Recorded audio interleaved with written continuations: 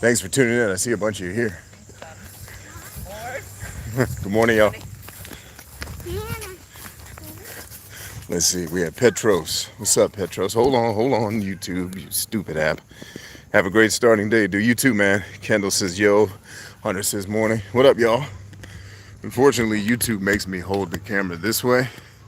It won't let me hold it vertically, which is weird, but oh well.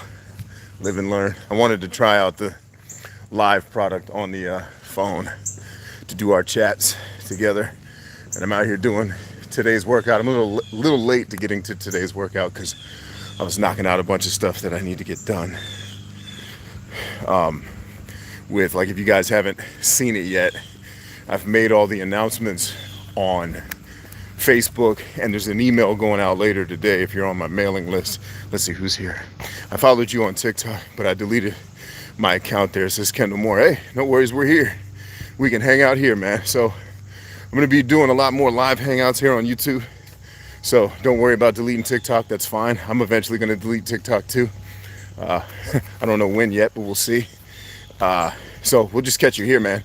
And our scheduled live streams are right now Thursday nights, 8 p.m. Eastern Standard Time. We do our live hangouts. We do some gaming. We chat. We kick it. It's a good time, man. It's a good hang. Sometimes we go a little longer than 10 o'clock, but right now my kids are in school, so I go to bed pretty early because I homeschool. Walking with weights. Yeah, man. Got the body armor here, as you can see. And a lot of people ask me for the brand name of the body armor. I'll show it to you. It's Cry right there. You can see that. And it's the, hey, good morning, y'all. It's the JPC 2.0 swimmer cut is the one I wear. I wear a very small set of body armor because I only need the weight. I'm not actually out here trying to dodge bullets or worried about getting shot. And in the event that gunfire was an issue, I am much more interested in mobility than I am wearing a big old freaking set of samurai armor like I see some people's body armor. So I'd rather be able to move fast and shoot than have all the coverage in the world. Because the fact of the matter is, you know, all the body armor in the world isn't going to do you any good, depending on where it hits you. So as long as my vital organs are protected, I'm okay. But yeah, so if you left TikTok, don't worry about it. We'll hang out here on YouTube. I might make these morning workouts a more regular thing. We'll see. Depends on if you guys get, you know, feel like you're getting something good out of it. I'll keep doing it. It won't be every workout because when I'm in the gym, I ain't gonna be on the phone. The only thing my phone is doing when I'm lifting weights is playing music for my benefit. Let's see. Hunter says I wear 500 shooters. Cool. So yeah, it's. Damn, this camera zooms in far. Hey, Tony, what's happening? It's like I gotta hold the camera 6 feet away from me just to not get it to act weird. But that's okay. We'll figure it out. Anyway, you left TikTok, no worries. Just hang out here on YouTube. I'll be around. But Thursdays at 8 p.m. Eastern Standard Time is when we're gonna be doing the actual scheduled chats and hangouts and seminars and all the stuff we do. So definitely tune into that. I do a ton of ad hoc streaming. I was actually going to stream yesterday, but ended up just chilling after hanging out with my family. But I'm also trying to decide what game to play next. I've got Death Stranding. I've got Persona 5 Royale. I've got Tony Hawk's Pro Skater 1 and 2. Like, I've got a bunch of different games. I just pre-ordered NHL 21 because I wanted to get into the NHL series in the modern world. And it's got, you know, Alex Ovechkin on the cover. So I wanted to get it not just because that's my team, but for the collection purposes too. Hey folks, good morning. You know, so since finally a Madden or an EA game has a team that I like on the cover, I'm definitely buying it. I'm getting the collector's edition and gonna definitely make that part of the collection. So it's gonna be fun.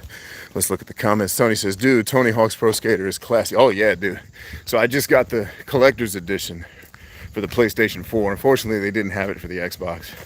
And I'm about to get a new laptop, so I will be able to stream from my Xbox again.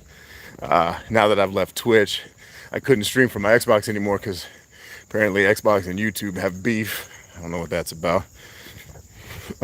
Don't know why they wouldn't have the same beef with Twitch, but whatever. So I've got a ton of Xbox games I want to stream too. Jesus, I love how you just greet people in the US. Do you guys not greet? You guys are like more like curmudgeons, right? Like you guys, like where you're from in that part of Europe, aren't you guys mostly like shoegazers? Like you look at the ground when you walk and you're all shy and shit and asocial.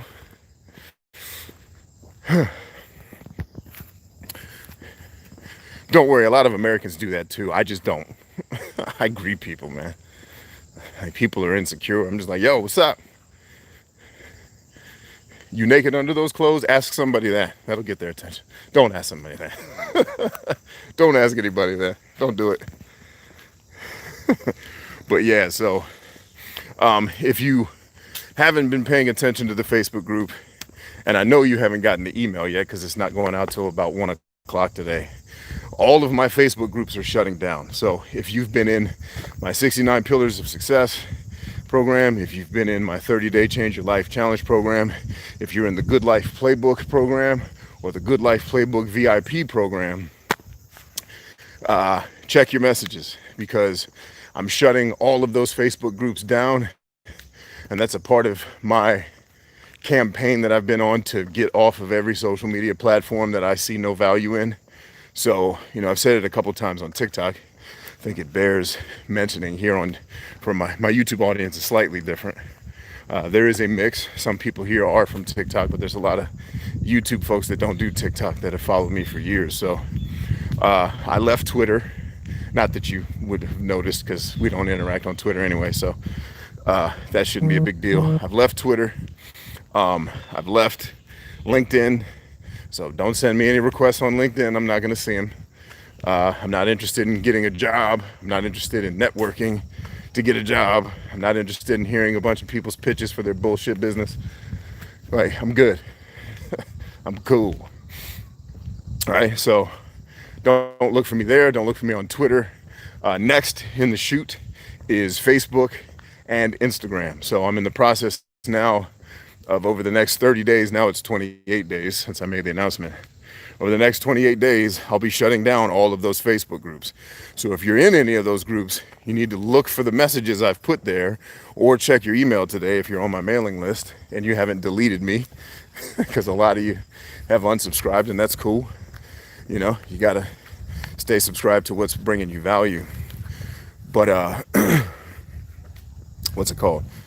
Those groups are going away and we have a new app that we're using that's like a message form / texting app where I can post, you know, in like I just announced the rescheduling of the Soldierpreneur Startup Kit, and this is where we're going to show existing military and veterans basically how to start a business, a profitable business in 24 hours. Like from the time of the call to 24 hours later, you will have a running business, right?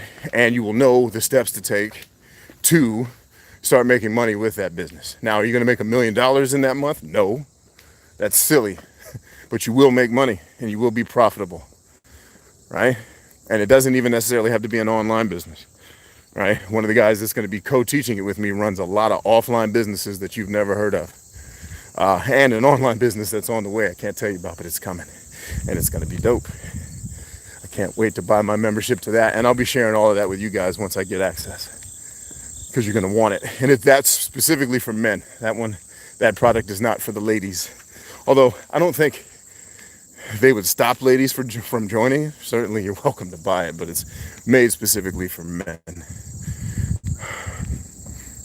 You know, in a world where masculinity has been villainized because men forgot how to be men, because being a man and the things that make men men started being uncool, you know, basically once we started getting more quote unquote civilized, you know, the things that make men men aren't necessarily as valuable in a crazily civilized society. So we're going to help you understand. So if I ever hear the term toxic masculinity again, I'm going to punch the person in the face who says it. I'm not going to do that. But figuratively I will, and say, listen, no such thing as toxic masculinity, dummy. It's the lack of real masculinity that you're talking about. It's a person trying to pretend to be a man because he was probably raised by a bunch of people that told him actually being a man was a bad idea. You know, nobody wants a man around who's a bitch. You want a man who can actually be a man and be a good man, not just a man, a mature, emotionally, mentally mature, good men. That's what the program is about. So if you're interested, stay tuned. Right? So that's that game. But so Facebook's going to be going away. So if you're in any of those groups, you better get on the app if you're getting any value out of it, because after a while you won't be able to get access to the groups. Let's see. Hold on, I'm getting a text message. Morning, folks. Let's see. So yeah, anyway, we're using an app called Band. One of the other groups, I'm part of a new kind of group of people where I'm from. A lot of successful politicians and entrepreneurs and stuff. We've all formed a group to help folks in our area that are underprivileged, underserved. And so we've created a group to help those people. You know, veterans, minorities, whatever it is. We're in the game to start helping people that aren't getting access to the opportunities that they probably should be, right? They're the ones that put me on the Band. I liked it, so I wanted to use it for our meetings and our chats. So, and it's just a really easy, because you can do it right from your phone. Hey, good morning. It doesn't have the it doesn't have the clunkiness that Facebook has. And there's, you know, once you get the app uploaded and all your accounts set up, there's no login or any of that BS. You just go, you get your messages and keep it moving. Right? There's a chat feature where you can actually send me chats or just leave comments on the boards. I'll see them. And a bunch of us are already interacting there, so you're going to want to be on it. If you're not on Band, the app is green with a lowercase white b in the middle of it. Go download it and get into one of the groups. If you're looking for where to go, either check your email later today or go to the Facebook group that you were a member of. All right, let's look at these comments here. Yeah, exactly. I hate it. It's rare to even make eye contact while walking past people. Shit, I would drive everybody in your country nuts. Because, like, I just said hello to this gentleman that walked past me and he didn't say shit. Like, part of me wants to start, because I really, you know, you get to a point in your life where you really stop caring what people think of you. Like, I said good morning to the guy. He looked me in my face and said nothing. What I'm going to start doing, what I may start doing to people, is if I greet you and say good morning and you say nothing, morning, and you say nothing, I'm just going to yell it louder. Like, you heard me. Why would you not return the same courtesy? Good morning. Why would you not return the same courtesy if I greet you? It's just rude.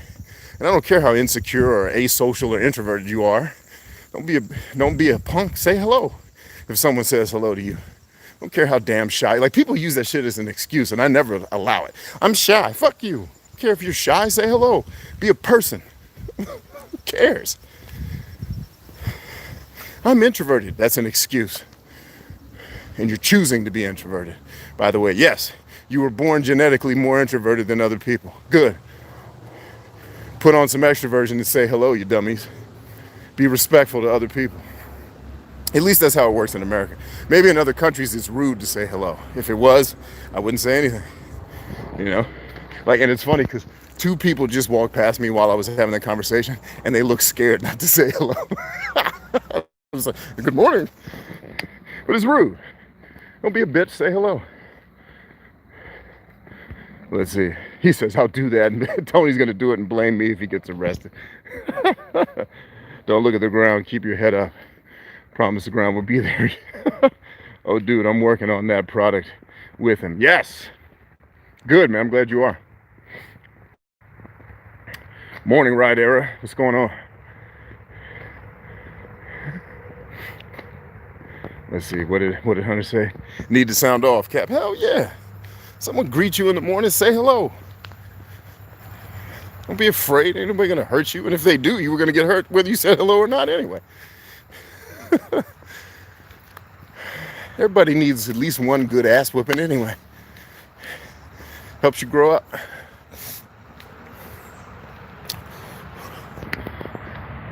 Did you always have that don't give a shit about anyone's opinion? No, no, no, no. I mean, I do, let me be clear. In the macro of the universe, I do care what people think of me because that's my reputation and it affects my ability to help people. It's in the micro day-to-day that I really don't care. Like, I don't really care what an individual thinks about me if I don't know them or I'm not connected to them in the moment, right? Now, there are exceptions to that rule. Like if I have done something rude or done something that's worthy of somebody having an issue with me, then I'm going to care how they feel because I have done something that was rude or not, should not have been done, and I'll apologize for that. I would care if I, insulted somebody or hurt somebody because of something I said. Even if it wasn't intentional, I'd be inclined to apologize if they brought it up to me. So it's not that I don't it's that I don't care with people I don't know. What I don't care about specifically, hold on.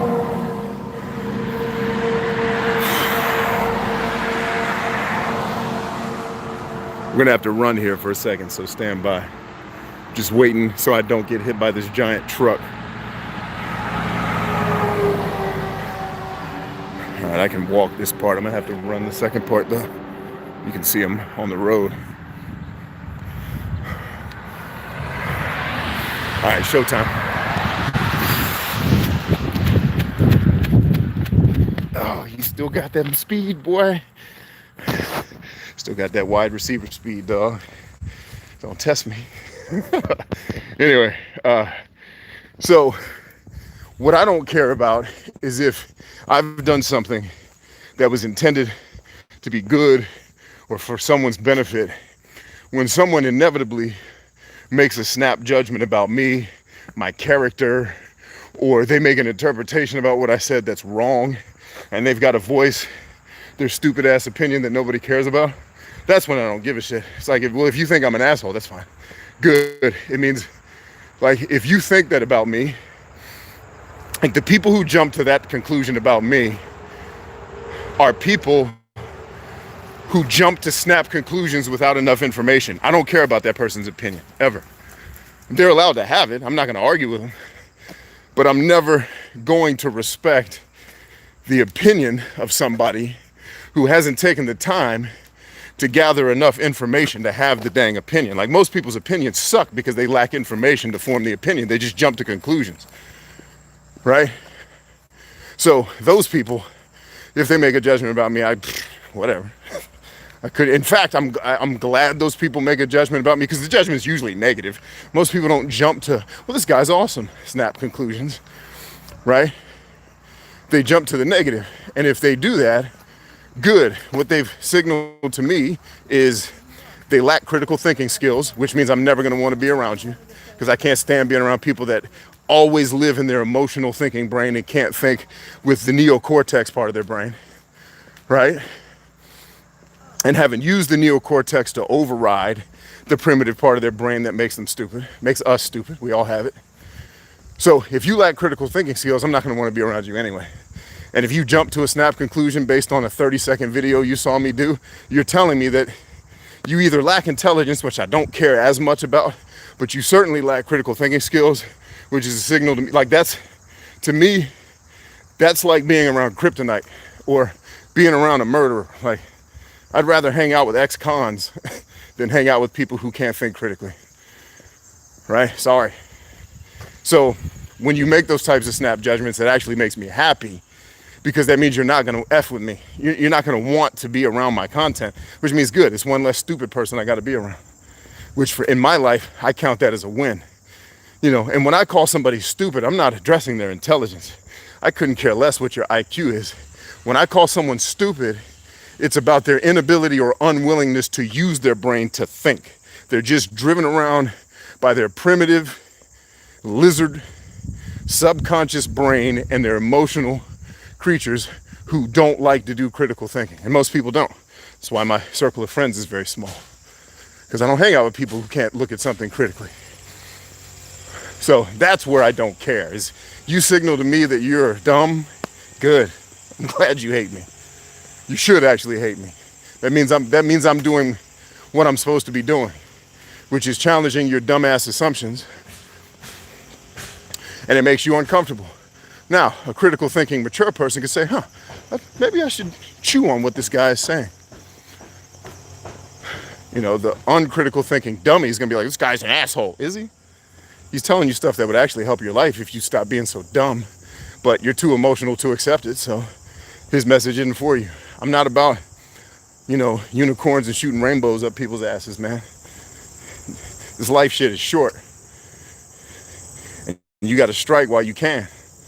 So if you're comfortable in mediocrity and not going after anything that matters, cool, but you're probably not gonna like me very much. So there you go. Did I always not? No, I cared a lot more when I was younger and more insecure. You know, and some of the stuff that helps is like I'm married and I have kids, so I've kind of already won the relationship game. And by the way, I'm happily married. Let's actually qualify. There's a lot of people married who are miserable. I am happily married with kids and a family and a very strong circle of friends. So it's like, if I make no more friends the rest of my life, which I will because of the stuff I do to help people, but if I don't, I'm good.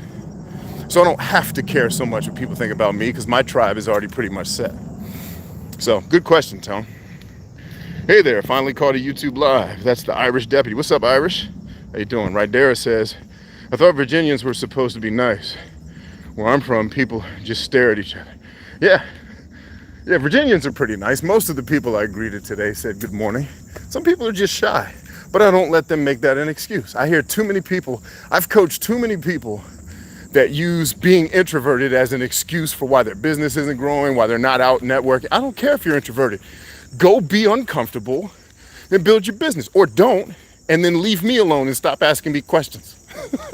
Like, just be miserable, not growing your shit, or do the thing you know you got to do.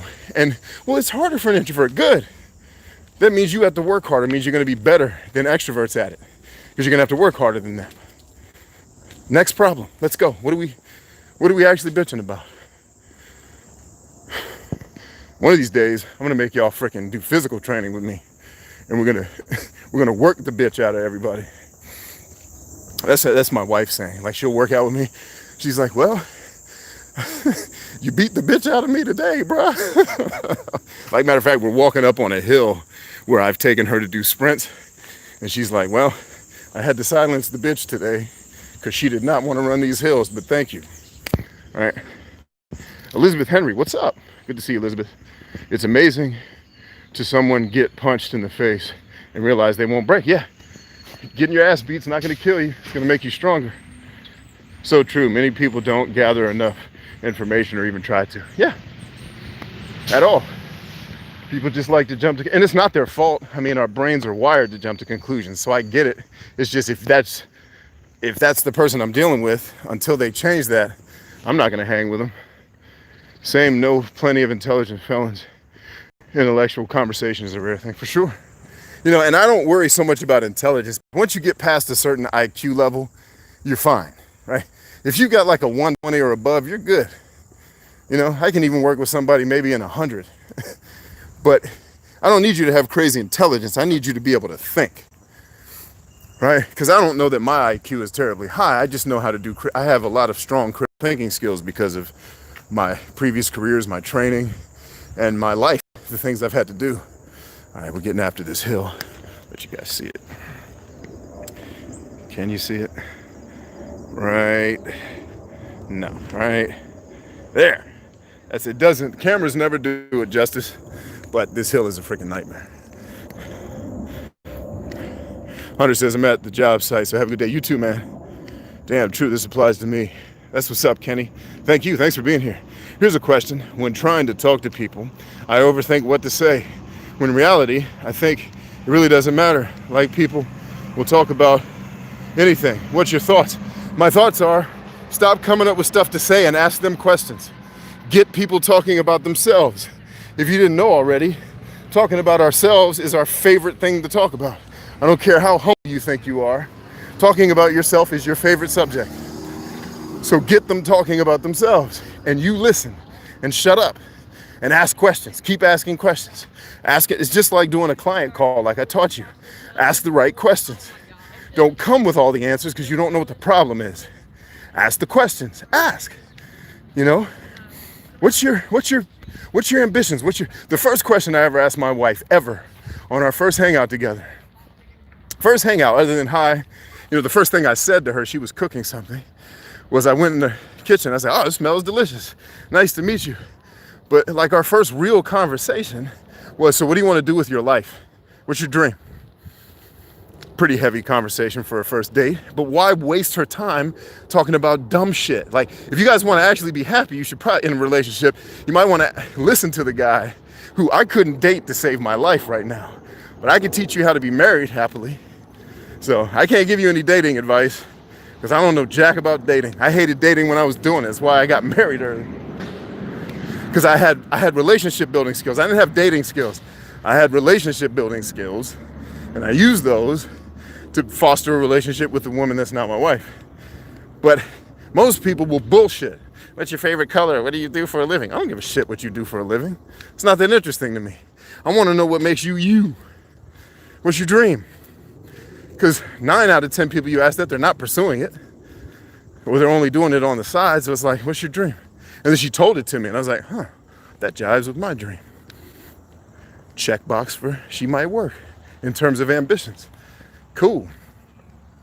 And I had done reconnaissance on her before I knew where she was from already. Like, I knew a lot of things about her because she was my best friend's cousin. And now my best friend's my cousin because I married his cousin, right? So anyway, the point is, when you're talking to people, stop talking and ask questions. Get them to talk about themselves. And what happens is, when you do that, they like you.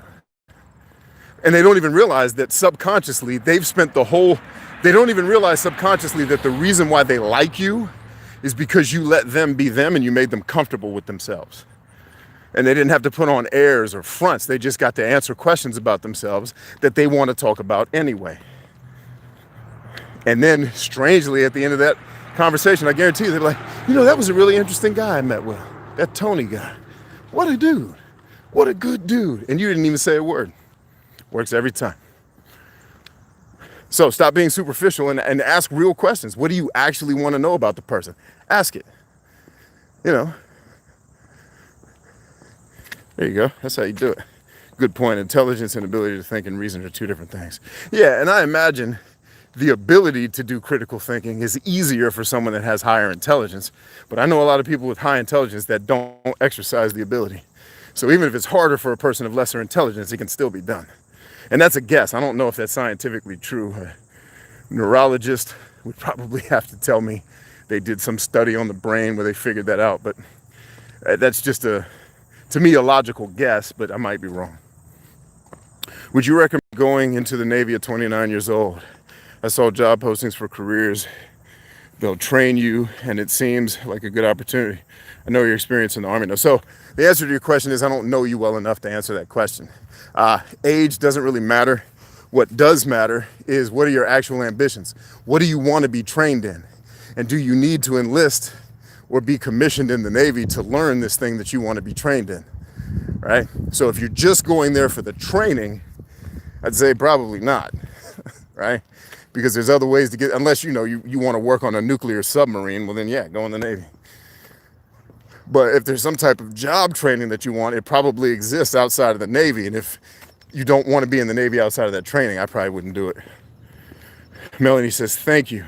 I hate dating in those initial don't talk about anything too many. Yeah, it's stupid. It's silly. Like, back in my late teens, going into my, being 20, right? And that's the age where I started doing ministry, right? And I started learning about, that was when I actually started going to a church, because I didn't grow up in church. I grew up with the concept of God, and it was kind of a pseudo-Christian God belief, but my family's always kind of been open-minded to, hey, there's probably some merit to all these other people too, right? That's why you guys don't hear me get judgmental of other people's beliefs and religions, because it's how I was raised, and I think it's accurate. But who knows? But I started working with people that helped me develop relationships, and I didn't date at that time because I hated dating. It was so superficial, and I hate small talk. So it's like sitting around talking to somebody about stuff that's not interesting, or just having to make conversation with someone who I'm not that interested in beyond maybe some physical attraction. That was always a nightmare to me. So I didn't do it. I would just make friends with people. And then as I made friends with women, they start to show you, oh, this is a person that I could date. And I learned that lesson at about the age of 20. I was a friend with a woman for, the years we were in college together. And then we eventually started dating our third year in college. Now, it didn't work out, but a lot of things that did work out is the starting of the more dating-like or courting relationship was much easier because we were already friends. We didn't have to go through the awkward stage of being in a relationship. Like, I was at her apartment every night. That was my homie. We hung out all the time. Like, I would get done with school, get done with drill, and I'd just go hang out with her. That would be my day. Or I'd get her food. And then eventually we just turned that into dating. And then, she had feelings for another dude, and it went south. That's fine. Friendship didn't have to be over. We didn't hate each other. I didn't like the way she did it at the end, but, we're kids. We didn't know anything, but yeah, I've never actually dated. It's never, that formula never worked for me. I'm not saying it can't work for other people, but with my personality, that's why I always joke about it. Hey, Shannon, good to see you.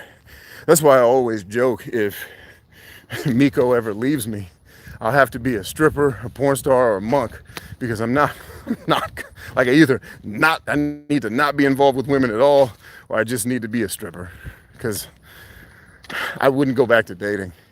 I mean, fortunately, I'm not at risk of her leaving me, at least I don't think, but I couldn't do what my single friends do. Not after being married for as long as I've been married, which is, I've been married almost 20 years, so, and I got married very young, but, not almost 20 years, almost, we've been married over 15 years, let's say that, but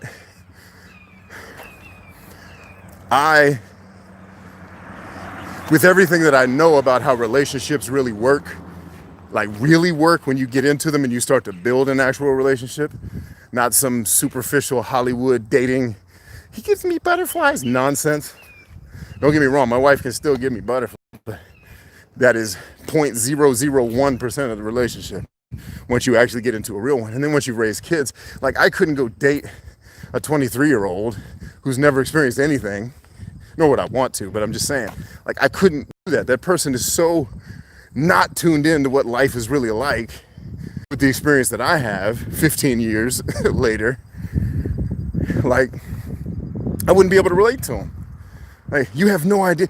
For me to explain to them how real relationships work, they'd probably be turned off, because they still have this delusional fantasy that it's this knight in shining armor and all the BS stuff that TV teaches you about relationships that isn't real. And they may have those fantasies that this isn't how it really works. There's going to get to a point where you and I become co-business owners in a business of raising kids. It's not going to always be this romantic silliness. And sometimes it will. And the cool part is once you have kids, you have to find opportunities for romance, and you have to create them, which means they're that much more valuable and they're that much more intimate because you have to put effort into them versus, when I was a newlywed in my really early 20s, we could do anything. The tip of a hat, we could just go somewhere. But with kids, you got to plan and set things up I remember being married without kids, and just, hey, you want to go to the mall? And I had a friend that owned an anime store in the mall where I lived, and I go hang out with him, and then he would go get dinner, I'd run his store. Because he tried to hire me. He's like, dude, you want to work here? I could pay you to hang out. I was like, no, I'm just hanging, man. I don't need the money. I'm just hanging with my boy, and running the store lets me be extroverted and talk to customers and meet people. Screw it, go get your dinner. I'm hanging. He's like, but I could put you on the payroll, dude. He's like, because he told me, he's like, every time you come in my store, I look at my numbers. He's like, every time you come to the store and I let you run it while I go eat, he's like, my sales go up. I was like, yeah, because your sales staff sucks, bro. You got to train them. Like, they don't greet people. They just sit there and wait for someone to come to them and ask them something. You got to hire people that are nice and friendly. Like, when your customers come in, all I do is say, hey man, how you doing? Welcome. My name is Brian. What'd you come in for today? Or, when was the last time you were here? We might have some new stuff. Like, getting customers to talk is how you eventually get them to buy. Nobody gives you their money before they give you their time. So if you're good at getting people to give you their time, you will also be good at getting them to give you your money, right? And so when I was early married, I could go do that on a Friday night.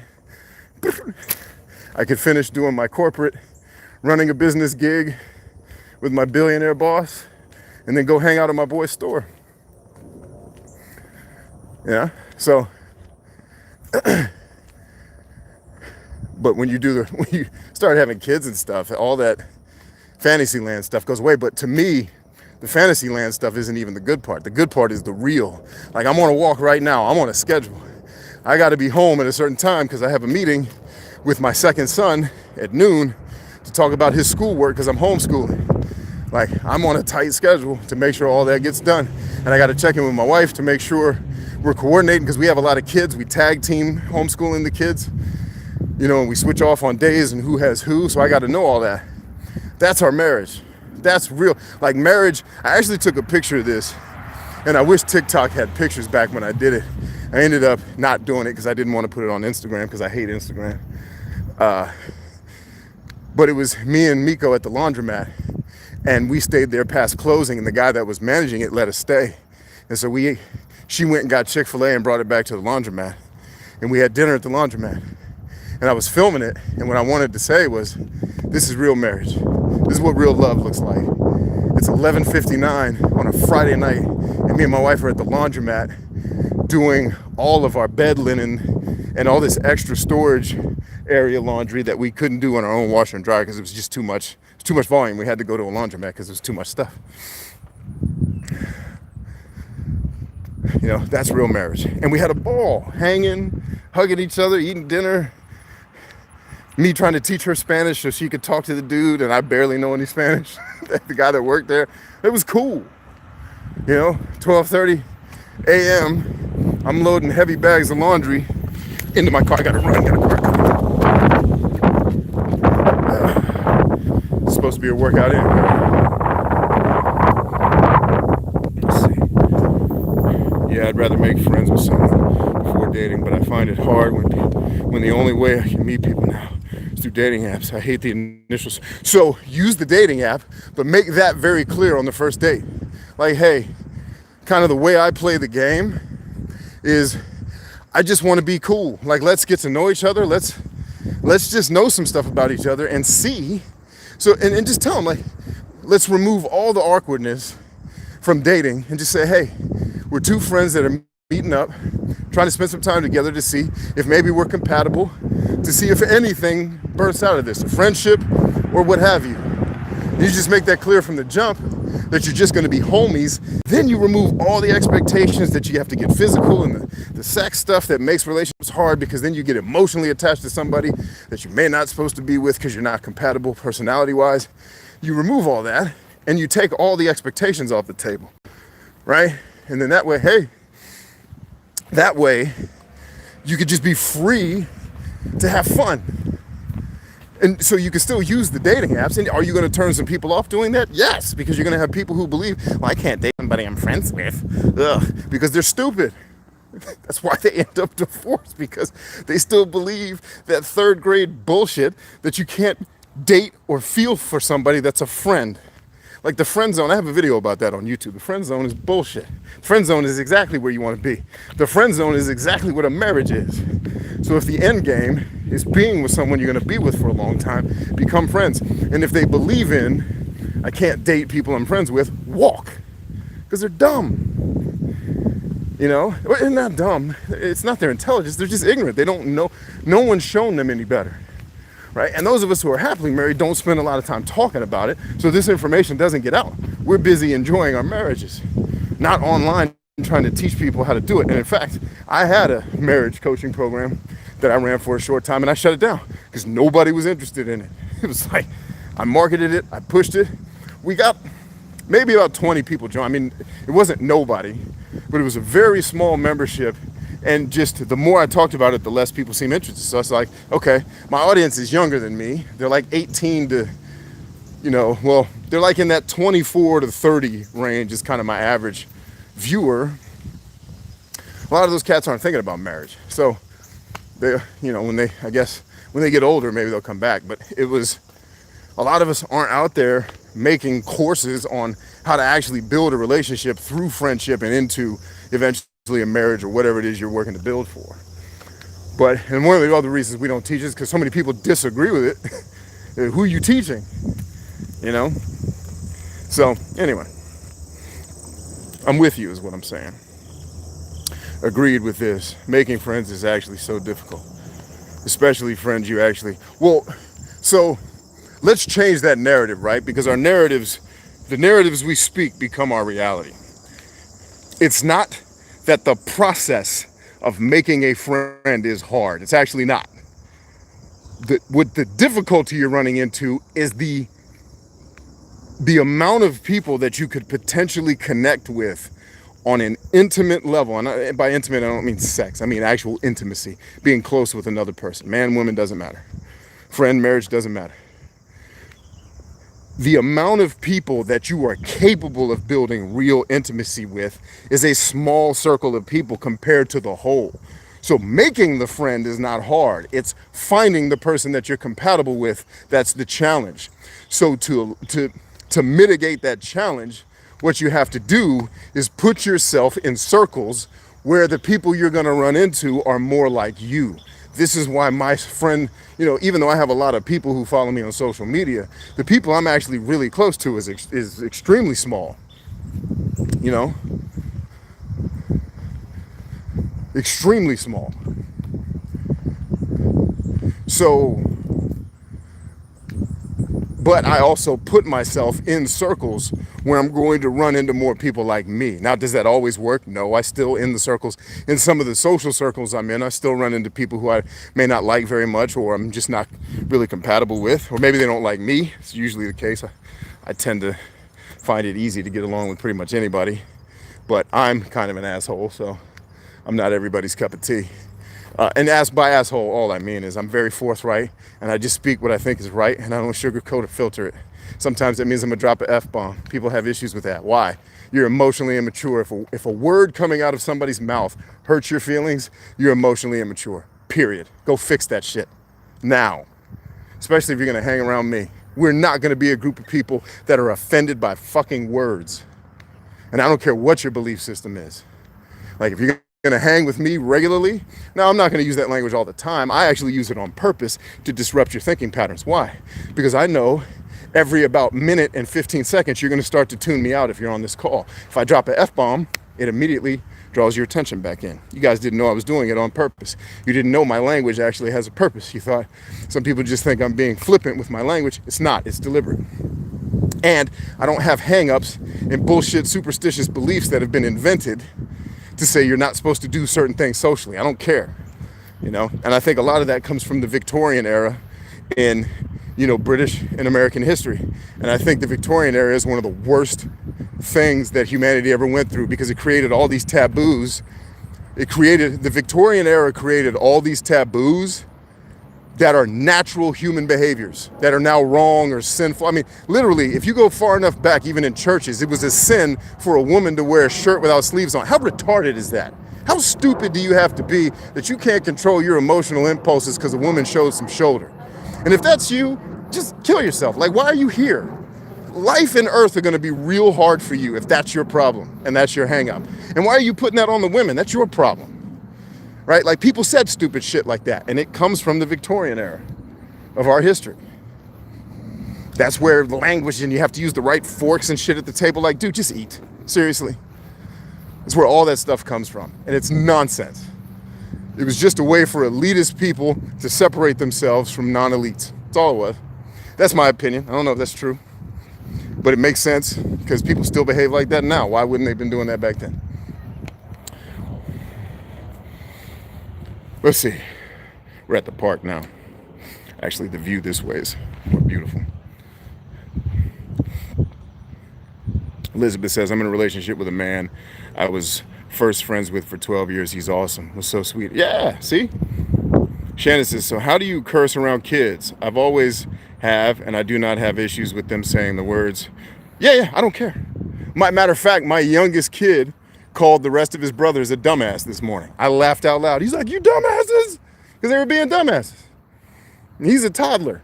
Now, what my kids also understand, we have a rule. I don't care about language. I don't care about the words you use, but use them in places that are appropriate. Do not use this language at school. And if you get in trouble for using this language at school, you will be disciplined accordingly. Because when you're at school, that's not your property, that's not your turf, you don't make the rules. You adhere to the rules that are established in the place that you find yourself. So they say, don't wear a hat and stop using that language. That's what you do. Same thing with the people who are upset about the masks. Like, if the business tells me to wear a mask, it's their business. I'm wearing a mask. Why? Out of respect for the business. Whether I disagree with it or not is irrelevant. The business asked me to do it. I'm on their property. For example, one of the things that Trump often required, and this is back when he's a businessman, not president, so if you hate him as a president, shut up, we're talking about business. One of the things he used to do when he was entertaining younger entrepreneurs in his office was if you came in his office with a tie on and it wasn't his tie, he'd make you leave the office. Like, how are you going to come in my office and disrespect me? You're not even going to wear my stuff. Now, is that kind of an elitist bitch move? Yeah, but I get it.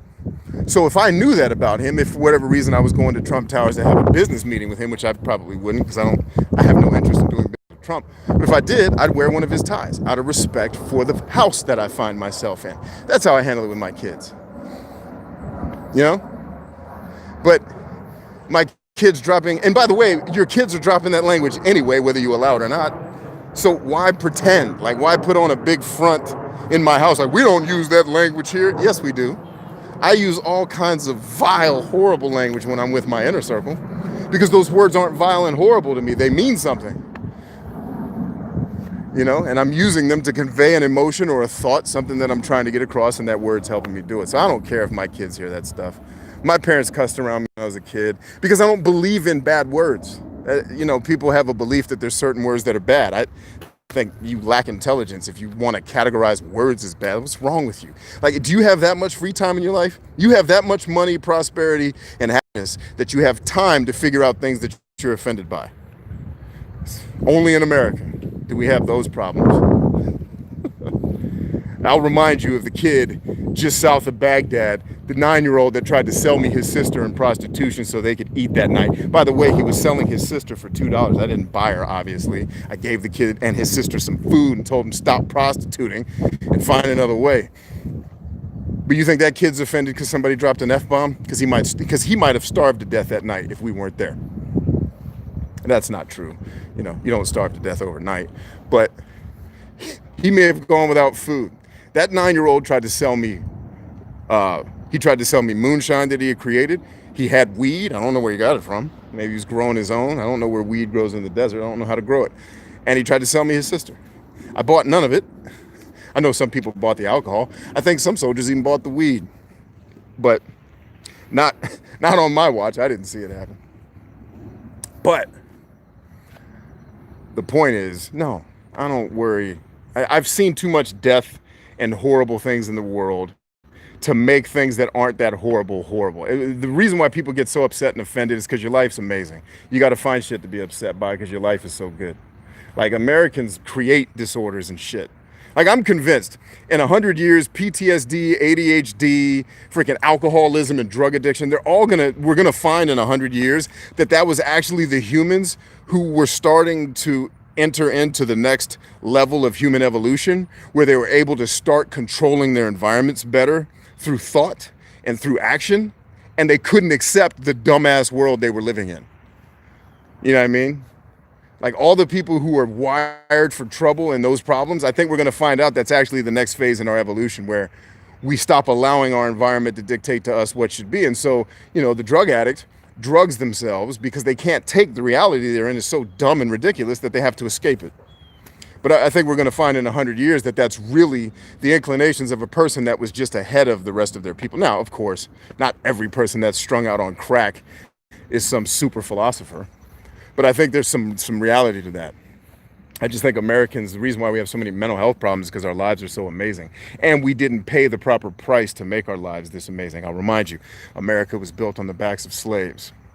That means we built a lot of wealth and not a lot of character, right? Or at least not enough character to be congruent with the amount of prosperity we produced. Exactly. I find it hard to find people I can connect with who shares my values. Most conversations I have on dating apps only last a few minutes. Yeah. And so just accept that, right? That's going to be your reality. 98. I got to help you, right, Dara? 98% of people are not going to connect with you the way you want because you have chosen a life where you are pursuing knowledge that you have already. So you've just committed yourself to be the 2% of human beings that succeed, or that have the opportunity to succeed. Because even if you set your mind to do it, you still have to do the execution, right? You've set yourself on a path where 98% of people aren't going to roll with you. So you need to accept that, and accept 98% of your engagements on there are going to not go your way. Start looking for the 2%, and then start looking for the cues that tell you, oh, this is a 2% guy. This is a 2%. And I'll tell you what the cues are. It's when you hear and see other people speak. Literally, I've walked into places of business. This has happened to me. I walked into a place of business. This would have been 2.5, maybe 3 years ago. I walked into a place of business. The owner overheard me having a conversation about Socrates, I think with my son. And I was breaking some real hard stuff down to him. The owner walks up to me. He's like, do you want to work here starting today? You are hired immediately. Just because he heard what I was saying. He's like, this dude, I need a guy like this on my team because he's saying some stuff that's for real. And I bet you he would be a dope employee. Now, what he didn't know about me is that I'm crazily unemployable because I'm good at owning and running businesses. I suck at working at them. I'm just not wired to be a worker bee. Now, that's not to say that I wouldn't work hard if I was doing a job. Of course I would. But I don't like it. It's not fun necessarily. Just eat. BC is talking straight facts. But I should add more to my profile. Yeah, so 98% of your interactions are not going to be for you. Look for the 2%. All of you that come on these live streams, bad news. You are potentially part of the 2% of people that I'm making this content for. That means you are on the path of the 2% of people that win. 2%. That's 160 million people across Earth out of 7 point some odd billion. It's like 120, 160 million people. There's only 160 million people that get what we're doing, and they're spread out all over the world. Right? And it's the law of 2%. So wherever you live, that means 2% of people get it, right? So I'm in America. We make up about 5% of the entire Earth population. We're small compared to the rest of the world, right? Even though we make a big splash because we own a lot and we have our hands in a lot, we're still a very small percentage of Earth. We have 329 million people last I checked. Let's round that down to 300, right? Let's take 2% of that 300. Well, 1% of that 300 would be what, 30,000?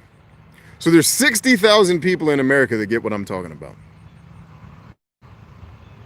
I think it's either 6,000 or 60,000. I struggle with math sometimes. Actually, I think it's 6,000.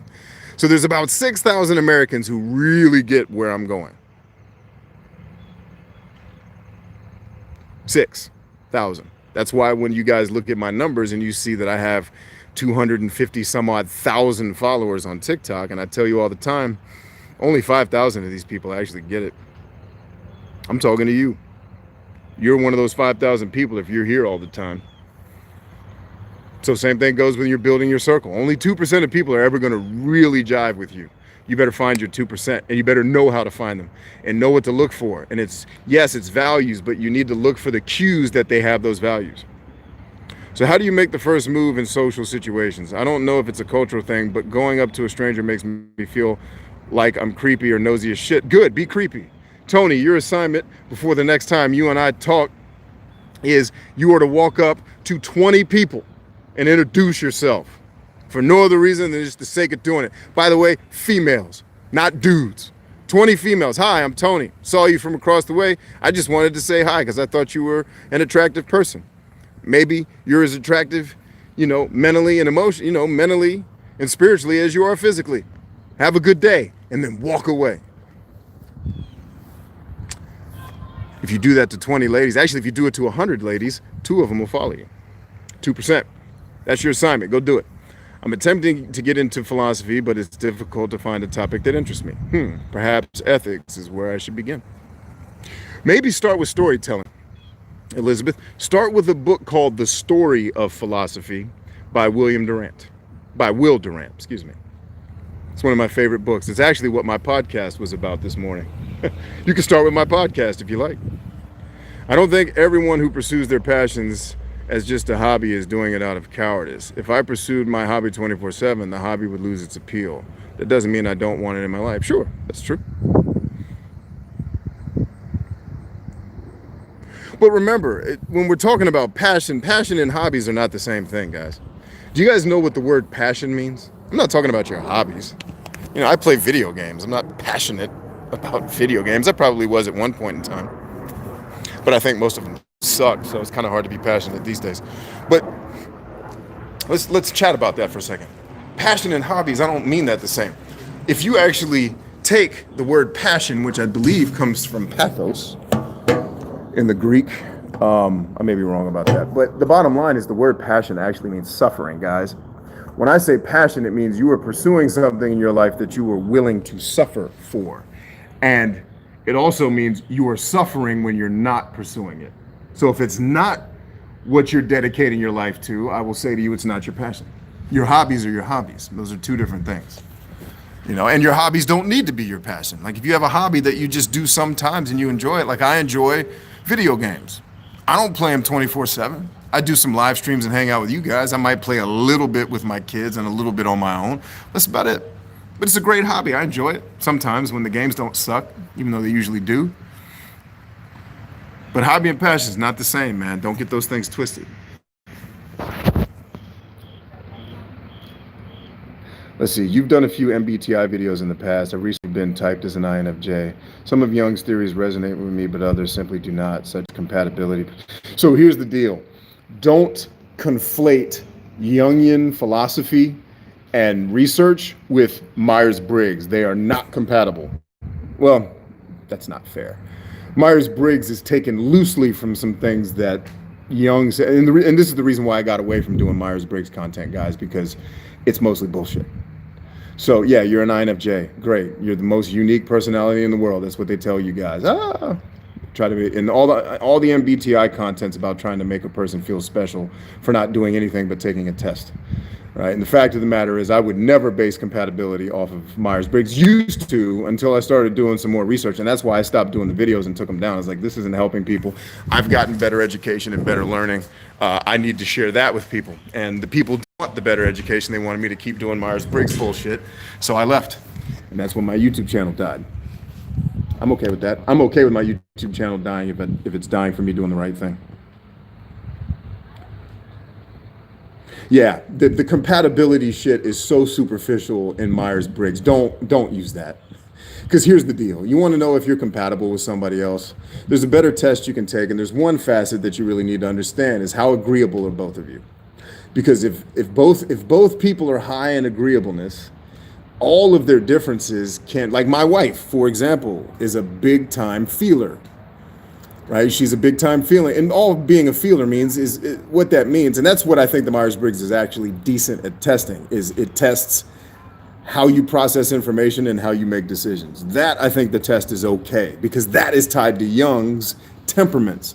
And the temperaments that Jung came up with are legit. Are they exactly accurate? Of course not. We're still trying to figure this stuff out. But that's so basically your intuition versus sensing and your judging versus, or your feeling versus thinking, those make sense, because if my wife's a feeler, that means she's going to make decisions based on people. I'm a thinker. That means I'm usually default setting going to make decisions based on outcomes. That creates conflict in our house. But what the Myers-Briggs doesn't test is how agreeable both of us are. And we're both crazily agreeable, so it makes it very easy for us to compromise with one another. If you have two crazily disagreeable people, I don't care how compatible they are in all the other facets, there's going to be some conflict there. Unless you completely agree on everything that you're doing, right? So yeah, people trying to use Myers-Briggs to figure out dating is about the equivalent of trying to use a zodiac sign. In fact, Myers-Briggs may only be slightly less stupid for trying to figure out who you should marry. right? Because anybody that comes to me and says, well, my husband and our Myers-Briggs are exactly compatible, I'll be like, okay, let's talk about the last 20 years of marriage. I'm going to show you all the things that made your relationship work and show you why it had very little to nothing to do with your bullshit Myers-Briggs box that you bend yourself into, right?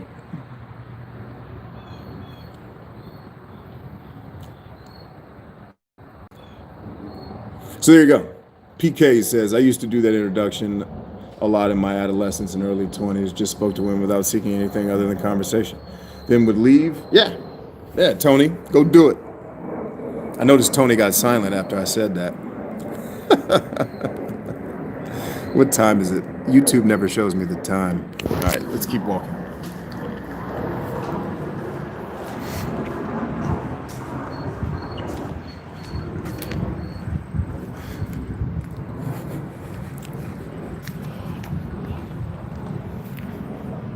Yeah, this camera, we're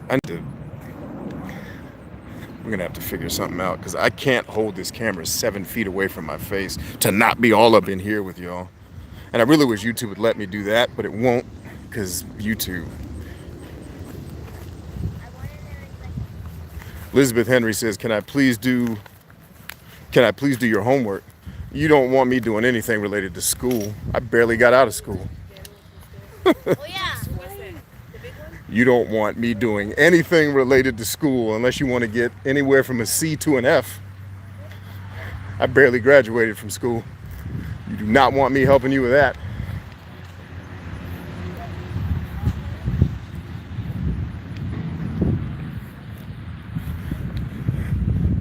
Yeah, if you want C's and F's, send me your homework. C's, D's, and F's, bruh. Elizabeth has a question. Ask it. You don't have to tell me. Ask it. Anytime. Always here. So, I got a question for you guys. Do you want me to keep doing these workout streams with you guys? Do you find this valuable, these conversations we have? You know, like I said, I can't do it in the gym because I'll be way too focused. And I don't want to walk around with a camera talking to people when there's other people in the gym because that's disruptive and douchebaggy. But what's it called? Do you guys want to keep doing this? Because I'm happy to do it. It gives me somebody to talk to when I'm on these walks if Miko's not with me. And it can be a way that we all connect. It's funny because I've been trying to get my TikTok audience onto YouTube and it's like pulling teeth, man. They do not want to be on YouTube, or it's not true. They don't see the videos that I make because TikTok doesn't show it to them because TikTok doesn't want them to leave. But I'm like, TikTok, your platform is not good at building relationships. I'm happy to make content here to get attention, but I'm pulling these people off of TikTok to build relationships with them because your platform is not for that. It's just not. So help a brother out. So I'm gonna slide over here. We got some folks running. Used to follow Myers-Briggs, but I came out as something different every time I took the test. ENFP, INFP, INTP is what I got. So maybe my personality changes. Yes. So yes, your personality, the personality you start with at birth is a default setting. And the actions you take and the experiences you have over the course of your life reshape that or refocus it. So for example, let's say you test as an introvert. I can turn you into an extrovert. Totally. It can totally be done. It would take a ton of work. It would exhaust the shit out of you, but it would work, right? You could do that, and I've tested this on myself. There were situations in my life where I had to become introverted to get along. I had to not talk, and because I was around people that liked being quiet and sitting in isolation. So it's like, and these are on some of the consulting gigs I used to do, working with crazily introverted people, which they're all annoying because they just sit quietly all the time. Nobody wants to say anything. Just as annoying as we are running our mouths all the time. But I had to learn how to be an introvert to interact with these people. It took a lot of energy, it took a lot of focus, to not, because I think through talking. That's why I do so many live streams, because a lot of times I'm just on here working through my thoughts and you guys are just coming for the ride, right? Also, when the Myers-Briggs test was evaluated by scientists, they found that anywhere from 50 to 80, depending on the situation, % of people, when they took the test multiple times, tested differently. That is a problem with a test that's trying to bin you into a box. What's called the standard deviation is way too big for any scientist to take that test seriously, to use it to try to help people make decisions. Now, I tell people, if you want to use it, it's okay as a gateway drug to start understanding yourself, to start the wheel spinning. But you have to very quickly evolve into something better, because otherwise you'll fall into the Myers Briggs cult, where they all believe that it's insanity. It's like a religion, and a bad one at that, which is why I let that shit alone, right? And so, they believe that your personality is your personality is your personality, and that's just horseshit. You know what I mean? Hold on, I gotta roll. Stand by, guys. Running in body armor is not necessarily easy. Get your ass up this hill. All right. Woo. All right, so the bottom line is you and most other people who take the test differently. That's a problem. It wouldn't be a problem if the test was measuring you on a scale, which technically it is, but the way it gives you the results, not so much, right? So my advice to you, if you're using Myers-Briggs and you like it, I'm not gonna tell you not to do it, is identify with the stuff that you agree with and the stuff you disagree with. Question it first. Be like, is this right? Nah. Throw it away. Because all the shit, so much of the stuff they say about my personality is completely false. And I've got tons of people on YouTube trying to tell me that I mislabeled myself. Like, guys, I have been doing facilitated Myers-Briggs work where I've been tested and I've tested other people. I've been doing that shit for over 20 years. I haven't mistested myself. I know myself pretty well. But again, people on the internet jump into conclusions because they're dumb. They watch a video and assume that the guy on the video is the guy. I'm gonna tell you right now, on video, except when I'm live, for example, I come across way more serious than I am in real life. I also come across way more harsh. Like, if you're around me, it's jokes 24/7. But you don't get to see that on camera because I'm talking about real shit. And I may drop a joke here and there, but I come across way more serious. So people get the impression of you that this is who you are. I'm like, yeah, but if you hung with me, it would be different. So don't jump to conclusions. And yes, your personality does change. For example, statistically, over the course of your life, as you get older, you get less extroverted. And it's just because you get more in tune with yourself and what you like, what you don't like. You get less patience for social, drama. And so you isolate more. You kind of find the people you jive with, and that's who you hang with. Like, there's people who've met me who think I'm introverted because I'm around people who I wouldn't typically converse with, because they're usually conversing about something that's so uneducated and silly. That's like, well, the only thing I can add to this is telling everybody how wrong they are. Who wants to be that guy? Just let them talk. I'll just sit here. Brian, what do you think? It's interesting. Yeah, it's cool. You guys are talking about some interesting stuff. Cool. And then I'm done talking.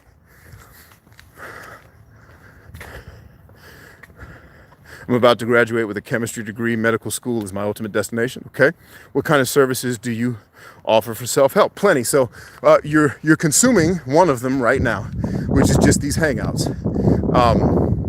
The biggest thing that will help you with self-help, Elizabeth, is my Good Life Playbook program, right? And it is a coaching program designed to help you with personal development, professional development, and it works like Netflix, right? We haven't built the app yet. It works on a website, but it's like Netflix in that you can pick from all kinds of different courses that you can take. So we have our success mindset course, which is about rewiring your brain to think like successful people, right? And then we have your understanding your personality course, which is going to help you way more than Myers-Briggs. And by the way, I'm not making up these courses. Like, I'm learning from the world's premier psychotherapists in therapy and in school. Like, I'm taking classes with the world's premier psychotherapist so that I know what I'm saying to people is at least researched, not completely ridiculous, right? So your understanding personality course will kill compared to MYERS Briggs, and it'll help you tremendously. And if you take it with your husband,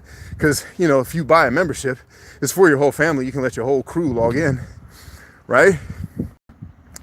If you took it together, you get a ton out of it, right? And then it's, how do we build unbreakable confidence? People ask me, and that course came out of a request of the people in the course, like, what could I make for you guys that I haven't already made? They're like, dude, we need more confidence. You have a ton of confidence. And I'm like, okay, let's do it.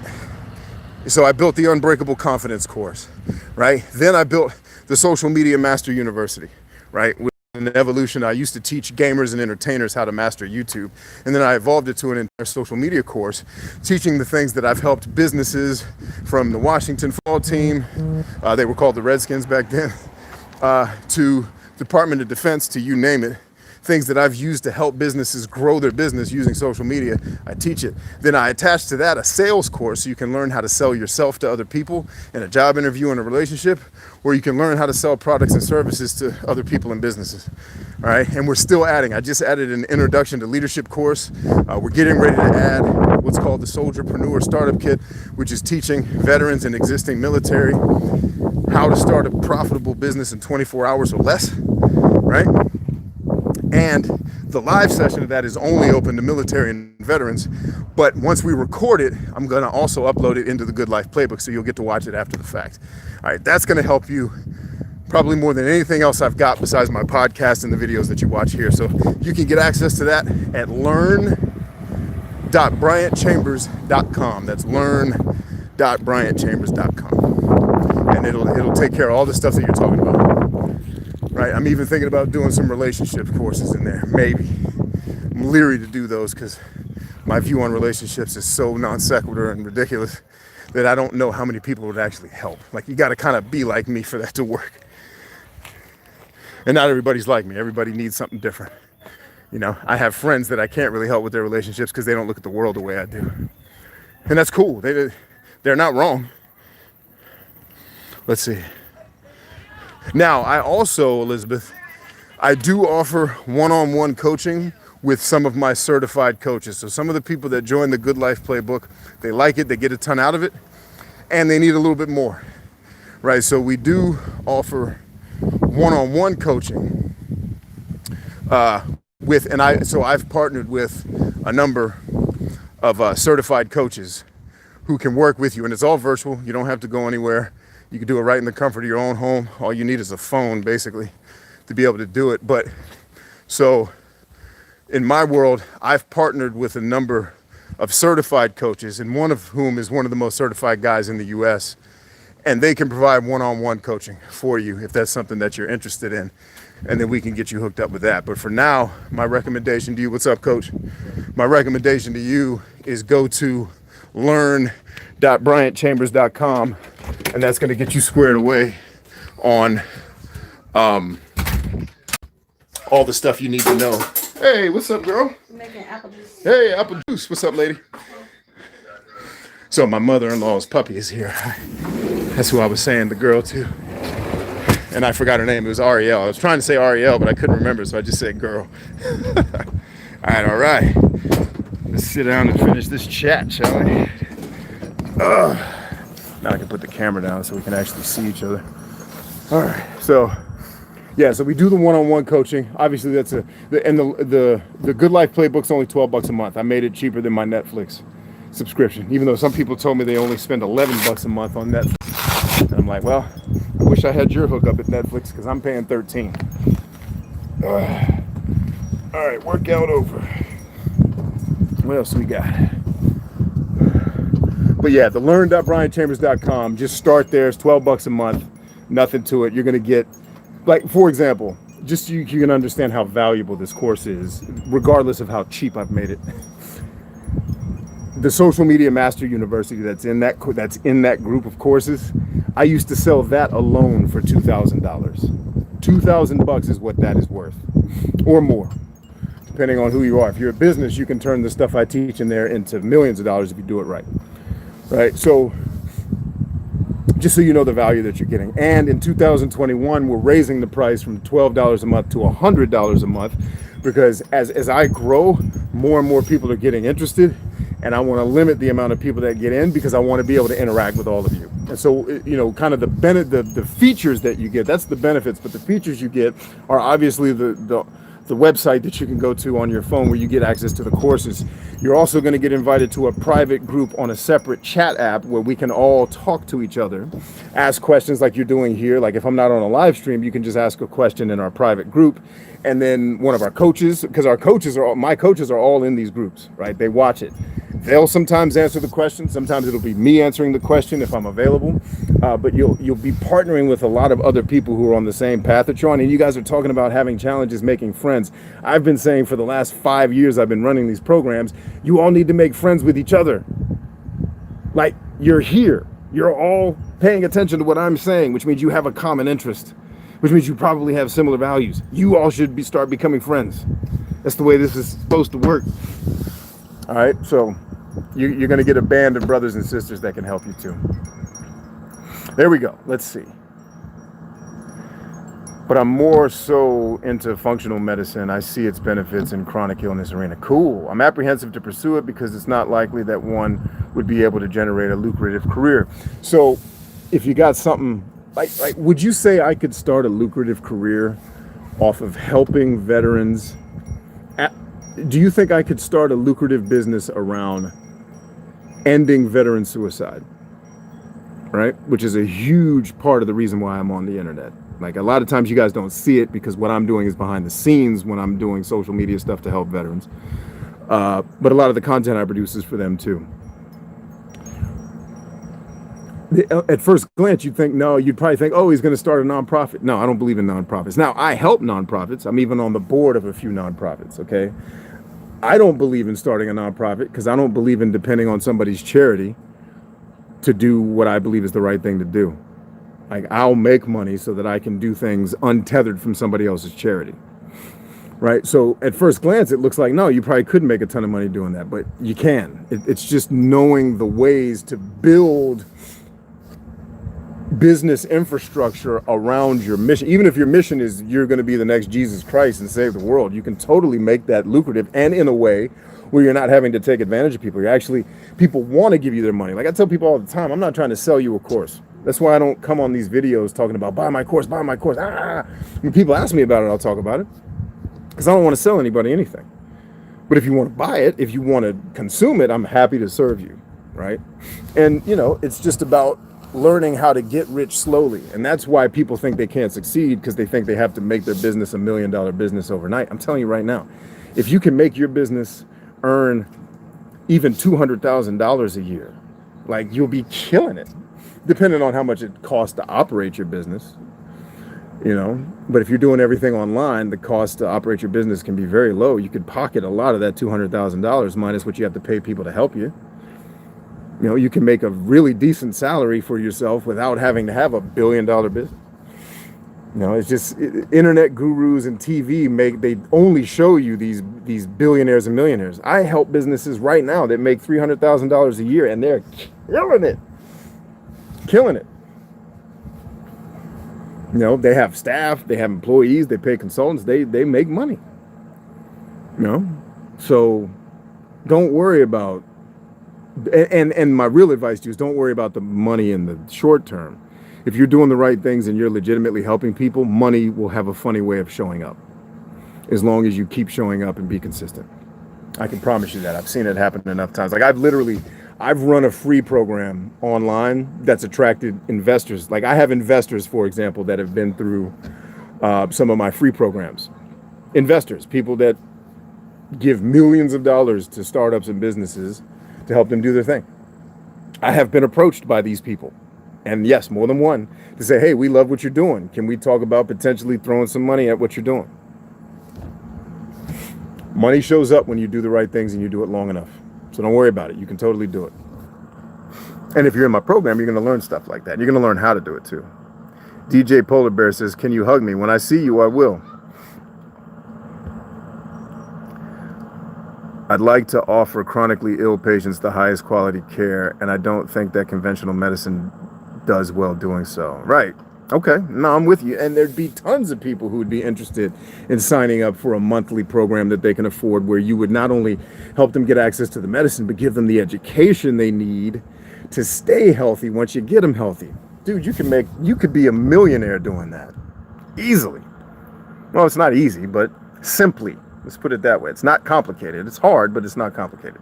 I'm majoring in computer science, but I've been drawing since I was 4, and I've been working hard at guitar for 2 years now. I have hard, long-term goals for both, but would get burned out if I was working on them all day. Sure. Yeah, I believe that. So I don't know if those activities qualify. Well, they may not. And here's the beauty, Anish. Have you been through my 5 Pillars of Destiny program? It's free. Go to destiny.brianchambers.com. We talk about passion. Also, listen to my podcast titled, Why Chasing Your Passion is a Bad Idea. If you're young, you may still be figuring out what your actual passion is. And that's why I tell people chasing your passion is a bad idea, because most of you don't know what your passion is because you haven't done anything long enough to know that it's a passion. When I was 13 years old, I thought I was going to be the Black Tony Hawk. And then my friend Mike Solanic rolled by on his skateboard and did a kickflip, and I realized that was my last day skateboarding because I was never going to be good enough to do that. Now, of course, I could have gotten good enough, but I didn't have the discipline to train hard enough to be good enough. I was just like, that's the end of my skateboard career. Then I thought I was going to be passionate about football, and then that fell through, right? And I was passionate about football for about 2 years. I was hardcore, like this is my dream. I'm going to be in the NFL, blah, blah, blah. Didn't work out. Didn't have the skills. I didn't have the mindset. Probably physically, I could have made it work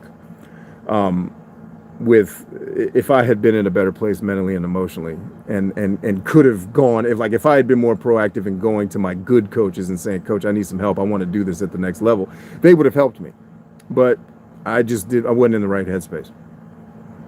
Right. But then what I really learned I was passionate about in the military was leading people to the life that they want to have. I was good at that. I was good at helping people figure out, what is this thing I'm supposed to be doing with my life? I didn't tell them. I just helped them figure it out for themselves. And then I gave them the tools and the abilities to go start doing that. And I've been doing that since I was in my late teens, like 19 years old. I've been doing it. And I realized, that's what I'm really, because I've been doing it long enough to realize that and more specifically, I only like doing it for warriors and entrepreneurs. And by warrior, I don't mean you have to have been a soldier. Warrior is a mindset, not a job. My wife tells me all the time, she's like, I notice when you work with people, you don't enjoy yourself when you're not working with veterans or people that have that type of mindset. I said, I know. And if you look at all the people I keep in irregular, like look at Tony J on this call. He's never been in the military a day in his life, but he's a mother effing assassin. He's a warrior. Does he have flaws and shortcomings? Yep, we all do. But he's a killer, and I'd work with him any day. Right? So that's what I'm passionate about. So if you're 24 years old, I don't know how old you are, or even if you're 50, it doesn't matter. You may still be figuring it out. And don't put pressure on yourself to have it figured out. Just do things and see what sticks. I'm a computer scientist too. I knew I wasn't passionate about computer science at 17 because I started college at 17. I realized, this is not going to be my life. I'll learn the skills here. And believe me, being a computer scientist has helped me greatly in the online world and in the business that I've done over the course of my life. It's helped me tremendously to have that degree. But I've programmed very little. I've always just run organizations or teams or what have you that do that type of technical work. So don't worry about it if you don't have it all figured out. That's okay. And it's okay to have a lot of different interests.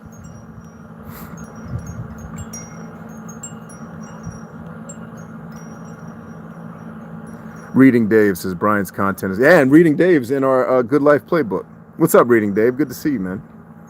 We need a mixer to start talking to each other more, or maybe a swap of listening our needs, make good things happen. We can help. Yeah, what I'd like you guys to do, we actually used to do this when we had a VIP program. Steven used to run it. Another one of my team members that you guys see every once in a while.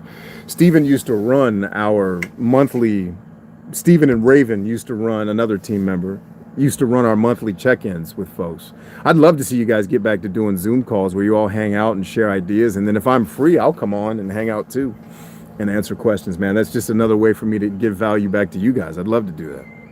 So set it up, man. I'll put you in charge. Get everyone together, figure out how to start doing monthly Zoom calls, and then you set the time, you guys set the schedule and the agendas, and I'll come hang out whenever I can. No, I haven't been through that program, actually. We'll go check it out. Cool, Anish. Yeah, it's destiny.bryantchambers.com. Totally free. And don't let the time scare you. Yes, it's 5 hours long, but like 3 hours of it are Q&A. I stayed on the call after I did it to answer questions. So the real training is about an hour. So don't let the 5 hour length of the video scare you away. It takes me about an hour to get through the content. Henry says, I will subscribe to your program as I don't believe myself to be a very business savvy. Oh, you will be. You hang out with us long enough, you will be. However, I'm prepared to learn and absorb as much info as I can. I appreciate you and your mission. Bless you, Elizabeth. I look forward to hanging out with you. Absolutely. And let's make sure, I'd love to get you on the band. Once you join today, I'm going to try to look out for your email, because the automated email is going to send you to Facebook, which totally go to the Facebook page. Once you get to the Facebook page, join the Band app, like immediately. Send me a message. Let's chat there. Because on Band, you can post messages on the board, but you can also send chats. So you guys can send me chat messages anytime you want. I may not get to all of them, but send them. Shannon says, yeah, we vets have a totally different mindset. Absolutely. Shannon says, I'm in cyber, been in it 20 years, but I am not passionate about it. There you go. I love help training and fixing problems. There you go. But so cybersecurity is like the Trojan horse you're using to do your passion, which is great. Cybersecurity pays the bills. Need to find a way to change over to psychology. Okay. So Shannon, let's get you in our group. Let's get you in there so we can talk about it. And definitely, Shannon, make sure you're going to be on the Soldierpreneur Startup Kit. It's next Wednesday the 30th of September, not 2 days from now, but a week and 2 days from now. September 30th, 7 p.m. Eastern Standard Time. We're going to be teaching people how to start. And it's, by the way, I don't think I mentioned this, but it kind of goes without saying to me, but I will mention it for the sake of the group. Military and veterans that are attending this seminar are free. There's no money for this. This is something free that I am giving away to military and veterans, period. And if you've paid to be in the Good Life Playbook program, you will get to watch the training after the fact. No one else is going to get to see it. It's going to be private otherwise. Actually, I'm 21. I just want a job that gives me time and means to pursue music productively on the side. I'm terrified of ending up in a job. So yeah, 21, dude. Oh, you're just starting the game, man. You're in a beautiful place, man. That's good. So what I would tell you to do is start really researching. Here's what I want you to do right now, Anish. And once you become a platinum recording artist, you can send me a check for $1 million. I want you to connect with a woman named Wendy Day. What other social media platforms are you on? Like actively, list them for me. And I'm going to tell you where to find her, and you're going to consume every piece of content she has ever made. This is the woman that helped me in my music career and helped me realize that I needed to end my music career. And that's good news. That's not a bad thing. She's a mentor that helped me understand when it was time for me to hang up music. And that's not what she's going to do for you. She's going to help you be a musician. I needed to hang up music. You may not. But she will help you build a business around your music so that you don't have to just go get some job that funds your music. Music can be your career, and she can show you practically. Like I learned how to, I still listen to her. I'm like, maybe one day I'll get back into music and I might want to sell, because, I had an album for a while that I sold, and then I shut it down because I left music. And I wasn't happy with my album. I didn't like the production at all. I thought it was pretty terrible. But, that's where I was in my life. But she'll help you learn the practical side of being, like the business side of being a musician, that actually helps you get gigs and get paid and, avoid, bad deals with record labels. She'll help you do it. She's a cold beast. She's been in the game, 30 years. She's helped some of the biggest artists on the planet. And she's the most down-to-earth, loving. I will say without hesitation, if that woman was sitting here right next to me, I would hug her and tell her that I love her to her face. Because that's what she means to me as a mentor, right? And it's not like we had a ton of interactions. This was internet. I was sending messages back and forth to her. She took time out of her life to help me as a young artist who was trying to figure it out. And she told me exactly how my career would pan out as a musician based on everything I was able to tell her about myself. And that was the day I decided to walk away from music, because I couldn't have the impact on the world that I wanted to have through music. And that's what she taught me. That may not be your story. Maybe you can have the impact you want to have. I'm not trying to discourage anybody. I'm just saying this woman helped me tremendously. Like, I wouldn't be here with you guys. I'd probably still be trying to churn out shitty albums if it wasn't for her. Right? Now, that's not to say that I don't still make music. Now I've taught my sons how to do it. They're my producers now. So when you guys start hearing music on my channel in the future, it's going to be my executive producer, my music producer, Alex. You know? And he's teaching his little brothers how to make music. So I've passed the torch on to the next generation of musicians. Could you repeat the Destiny link? Sure, it's just destiny.bryantchambers.com. Take you right to it. There is a band app for you. How did I miss that? I just set it up like 2 days ago. You didn't miss it. It's new. Totally new. I just started 2 days ago. What's up, Terra Gamers? How you doing? Good morning. Okay, 30 September. Got the invite today. Excellent. Elizabeth says, my boyfriend is about to graduate with a degree in computer science with emphasis on cybersecurity. He's also a veteran and has interest in contracting with the military. Excellent. Hey, little guy. Hi. What's going on? Hi. How you doing? Good. You coming to hang out? No. No? Well, why are you here? Hang out with mom. Okay, well, shut the door. You're letting bugs in the house. What are you doing? Shut it. There you go. That's my youngest. That's the one that was calling everybody dumbasses earlier today. I love you. I know you do, man. See, I'm not actively on any social media. I have Facebook, but rarely use it. But thanks so much for the contact, man. I will definitely. Yeah, look her up on Facebook. I'm sure she's there. Wendy, Wendyday. Day. Wendy Day. Shorter white lady with glasses. Can't miss her. She's effing amazing. And it's funny too, because if you knew a lot of the artists she worked with and you just knew her name, you wouldn't think she was a white lady. Like when I first met her, I was introduced to her through another mentor, the mentor that got me started in the media business.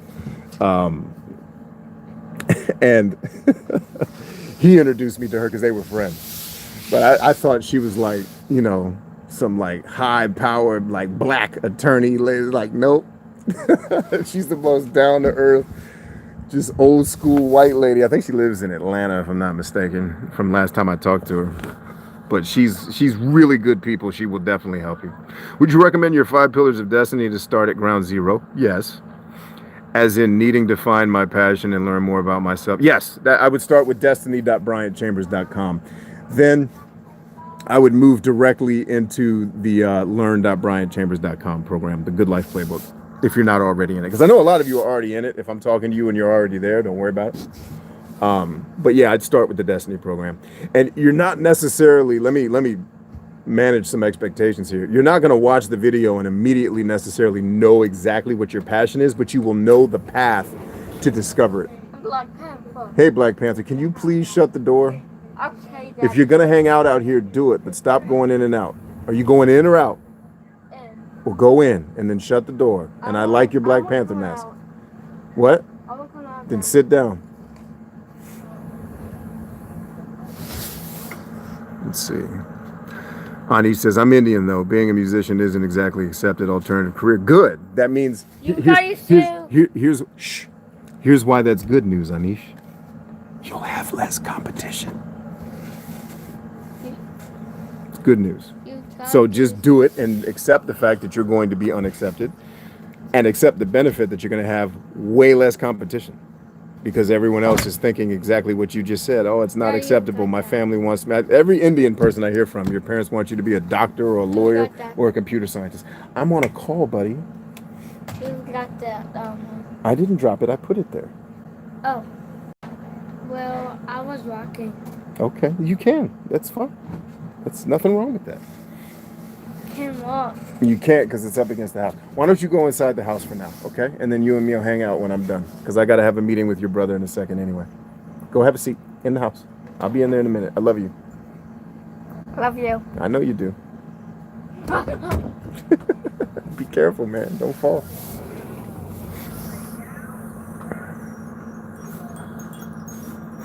This is my new soccer.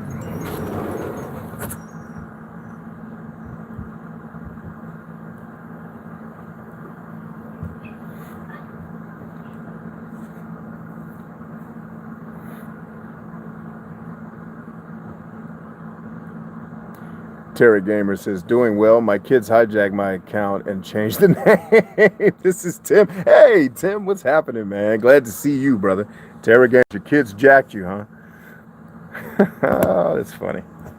Oh, crap. Sorry, guys. Oh, Jesus. Sorry about that. Freaking, my phone sucks. I got to get a new phone. I got to get a new phone and a new laptop. Because this Samsung Note 10 Plus whatever is just hot garbage. Not a fan. I don't want to go back to Apple. So any phone suggestions you guys have for phones that don't have keyboards that are real small and I mistype everything I have a right? Like, are there any giant ass phones out there? Or do I just need to buy an iPad and turn it into a phone? I hate these small ass phones. Shannon says, sorry, B, not trying to jump on your stuff. Just people. No, help away. That's why we're here. Knock yourselves out.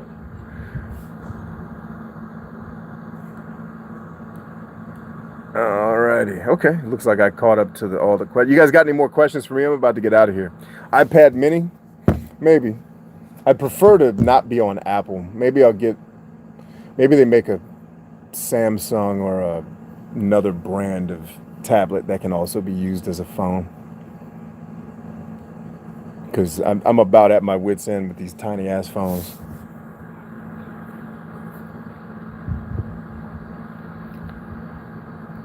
Yeah, that's what I was thinking right there. That allegedly the Note's the biggest phone, but honestly the Note is no bigger than my iPhone. It's like slightly wider and longer.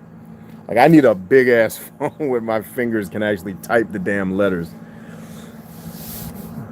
And where the screen's not so sensitive that if I even get close to it, it sets it off and starts doing stuff. Like I've literally had videos rewind because I put the camera face down on something. Like, all right, never mind.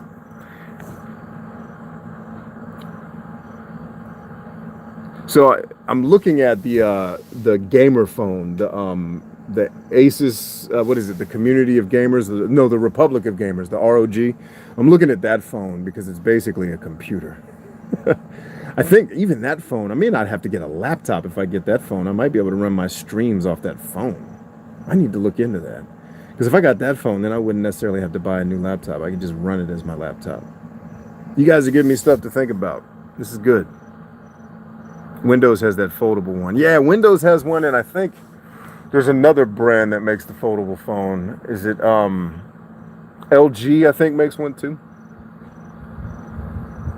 This was a great stream, man. Thank you. Have a great... Hey, you too, brother. Good to see you. Thanks for being here, Cheese. Anish says, hey, Brian, how do I stay in touch with you if I don't intend to sign up for the Playbook program? So YouTube is good. Because I do the streams here. I do a scheduled stream every week, but I'd like to do more of these kind of just pop-in streams with you guys. It seems like you guys are enjoying it, which is great. I'm enjoying it. I'm enjoying talking to you guys. If you need to talk to me, the best way to do it is if you're not going to join any of the paid programs, you could join one of my free programs and then still get the band app and you can talk to me there. Or you can go to, you can just email me at contact@bryantchambers.com. Easy money. Question. What was the test you suggested? Oh, it's the Hexaco test. It's it's spelled Hexaco like Texaco with an H. So hotel, Echo, X-ray, Alpha, Charlie, Oscar.org. That's hexaco.org. Hotel, Echo, X-ray, Alpha, Charlie, Oscar, HEXACO.org. It's either .org or .com. I think both work, and that'll give you the test. It's free. It's basically the next evolution of the Big Five test. The Big Five test is way more tested, way more viable. if you want to take that. It's going to be hard to find a free place to take a good. Yeah, sorry about that, guys. My live just ended for no reason. I don't know what that was about. But hexacode.org will let you take that test.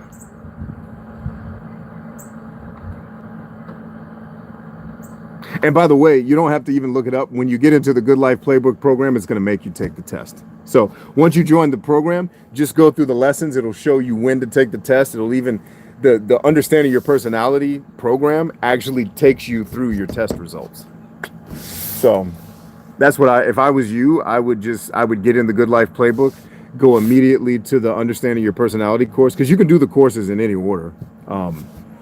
Go to the Understanding Personality course. It'll give you the link to go take the test. You can take it. Then you can go through the course and it'll explain what all that stuff means to you. I can see you walking down those farm roads in Iowa with an iPad to your head. That would be fun, man. I think LG, yeah. How do I get access to the Band app? Just download Band.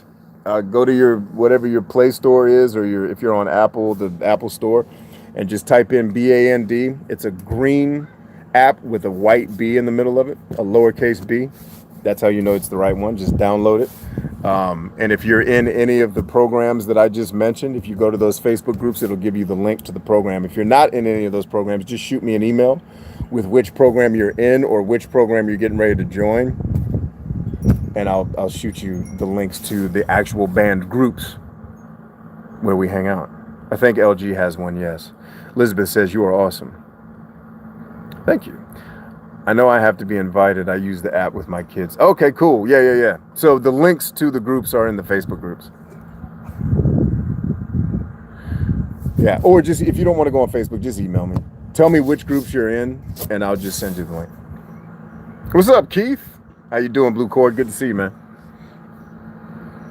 Just finished my workout. Now we're just hanging, about to have a meeting with my son about school.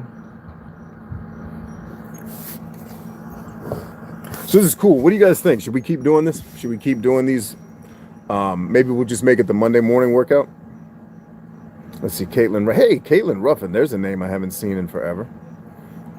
Let's see. Shannon says, K, I can find it. Cool. Yeah, if you go to the Facebook group, it's the first post. I pasted the post to the top of all the groups that people are in, so you should be able to find it pretty easy.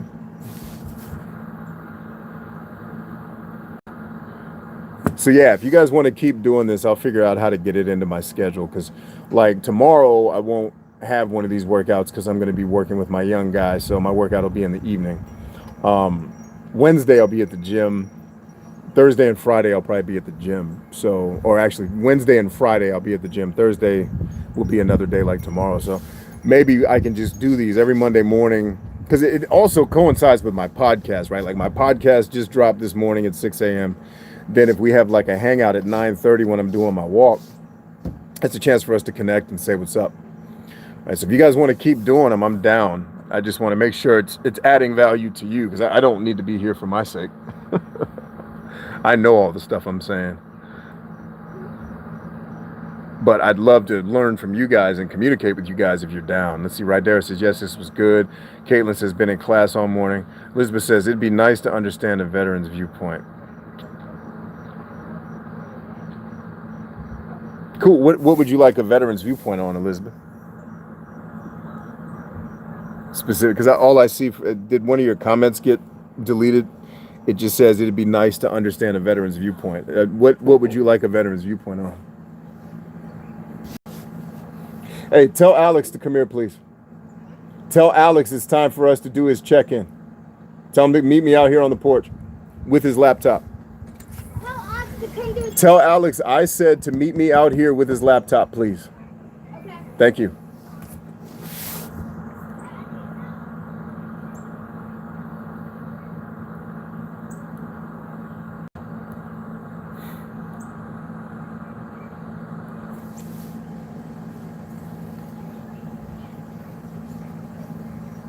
I'm almost finished with my TikTok evaluation too, so I should be getting back on TikTok maybe next week. We'll see. I don't know if I'll finish. Maybe even by the end of this week I might be back on TikTok. We'll see. Depends on how much I get done. technically I should have 3 days left. Let's see, 80 to 90 to 100 to 100. So I should have 3 more days left of planning, at least. But I'm also ahead of the game a little bit. So I should be able to start filming again no later than 3 days from now, and then I'll start releasing the content after I get enough of it filmed. So we might be back in the TikTok game as early as this week. We'll see. I actually got through my evaluation a lot faster than I thought I would. But the good news is I made good on my TikTok requirements for the part, you know, that they pay me for a certain amount of my content, and you have to make a certain amount. But I hit up my manager. I was like, hey, I don't know where I'm at. How many pieces of content do I have left to make before the deadline? And they're like, none. You made twice as many as you were supposed to. I was like, all right, sweet, we're good. What up, Stacy D? Good to see you, lady. Uh-oh, did we lose Elizabeth? I saw her comment, but then she disappeared. So Stacy and Keith here. Good to see you guys. I just finished doing PT. If you guys are wondering where old Bessie is, she's right here. Oh, for Christ's love. This thing is heavier than it looks up. You guys are wondering where that is. There it is. I am not without it. Ugh. Thing is heavier than it looks. So yeah, if you guys want to keep doing this, I'll look at doing it Monday mornings during my workout, and then we'll figure out other times throughout the week. Our scheduled YouTube live streams, as I've said, are Thursday nights at 8 p.m. Eastern Standard Time. Podcasts come out 6 a.m. Eastern Standard Time on every podcast platform known to man. By the way, I'm now finally on Stitcher. I've been saying for months that I'm not on Stitcher. We figured out the problem. There was another step that I needed to do with my publisher that I hadn't done. We got it done, so we're now on Stitcher. We're now on a bunch of other platforms too. I'm waiting to be on, soon I'll be on Amazon Music. I've made the request for that. I need to make the request to get on Pandora. Some people ask me about, like, who uses Pandora anymore? Sorry ass app. But people use it, so there it is. And then there's a couple other platforms I requested to be on, and we're just waiting to see. But Amazon was the big one. Amazon and Stitcher were the two big ones. I'm already on Amazon Alexa, but I'm going to be on Amazon Music as well. So coming soon. Tell them to come out here. Come on out, man. Let's have our meeting. How you doing so far today? Good. I'm submitting the assignment that I've been. All right, so hold that thought. Let me finish talking to these folks, and then me and you are going to do our thing. All right, I'm getting ready to close out, so just sit tight. Stacy says, thinking about selling off extraneous possessions and buying body armor with the money. Are any of your extraneous possessions video games? If they are, send me a list of what you have. And if it's something I need on my collector's list, I will send you the actual market value money for them, and then you can, and I'll pay for the shipping costs and have you ship it to me. Maybe I can help you out a little bit. Because if you guys didn't know, I'm also a video game collector. It's one of my only. I collect video games and books and work out. Those are my 3 hobbies. Hell yeah, I'm going to blast you while I'm cooking now. Sweet, do it. Terra Gamer says, your vest, that is. All right, some of y'all's comments are getting deleted because I'm seeing what you're saying. So like Terra, oh no, how much weight do you carry? I see it. I'm sorry, I just missed the statement. How much weight do you carry? I think it's 30 pounds. I haven't weighed it. It's heavy as hell. That's all I know. From Alexa. Okay, sweet. Let's see. Oh, somebody said old people use Pandora. Caitlin says, LOL, I use Pandora since it plays in the background. Oh, okay, cool. So when I pick on Pandora, I really don't know a lot about the app. It's just Pandora is random. And I'm super picky with music the same way I am with video games. So like I can't just let playlists play. I use Spotify because what's playing has to be scripted. It has to be something that I know I like, because a lot of music I don't like. Anish says, hey Bryant, just an unrelated recommendation. Do listen to a band that's called Mars Volta. Of course I've listened to Mars Volta. They were dope. They were a progressive punk band back in the early 2000s, Balls to the Wall Complex. Yeah, absolutely I listened to Mars Volta. In fact, I also listened to the band that split off from Mars Volta called Brazil. made friends with the members of that band. Cool cats. I was supposed to meet them in Baltimore to go to one of their shows and have a beer with them after the fact, but I didn't get to do it, unfortunately. I think I got sick or something happened. I didn't get to make it. So yeah, 100%, because it was Mars Volta and Panic at the Disco, and then I think those two bands broke, and then members of that group formed the band Brazil. Awesome, all of them freaking awesome groups, dude. Give Brazil a listen if you haven't. If you like Mars Volta, definitely listen to Brazil. You'll love it.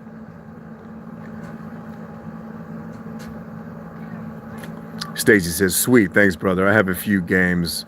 More of an outdoors gal than... Yeah, sweet. So send me, just text me. I need to give you guys, you and Keith, my phone number, man. Because that's the easiest way to get me. But if you guys have my email, just shoot me an email and I'll make sure you guys have my phone number.